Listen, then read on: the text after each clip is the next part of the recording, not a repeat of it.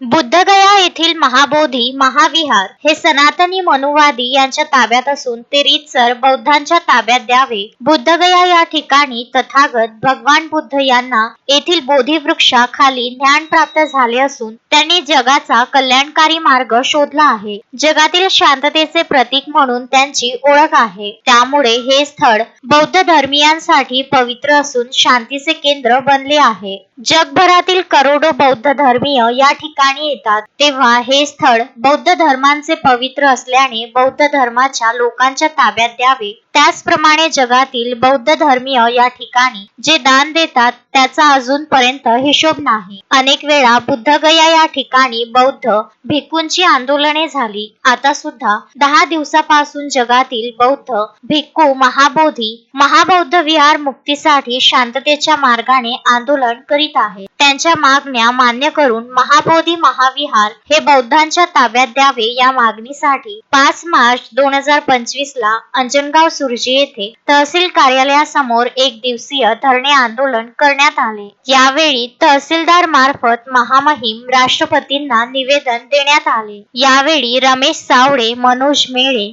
सिद्धार्थ सावळे, प्राध्यापक संजय अभ्यंकर, सुनील डोंगरदिवे, शरद लव्हाडे, विनायक मोहोड, अलका धनगर, भीमराव इंगळे, प्रकाश जवंजाळ, राहुल वानखडे यासह अनेक समता सैनिक दलाचे व विविध सामाजिक संघटनेचे पदाधिकारी व कार्यकर्ते आंदोलनात सहभागी झाले होते।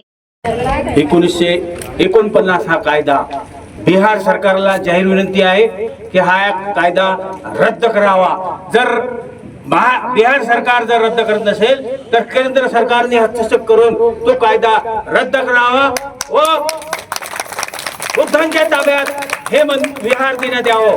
बाकी धर्माचे आपापल्या ताब्यात आहे, मग बुद्धाच्या धर्माचे का त्यांच्या ताब्यात देऊ नये, म्हणून तो 1908 कायदा हा रद्द करण्यात यावा। डॉक्टर बाबासाहेब आंबेडकर की जय, तथागत भगवान बुद्ध की जय, महात्मा ज्योतिबा फुले की जय, छत्रपती शिवाजी महाराज की जय। जय भीम। रवींद्र वानखडे, विदर्भ न्यूज, अंजनगाव सुर्जी।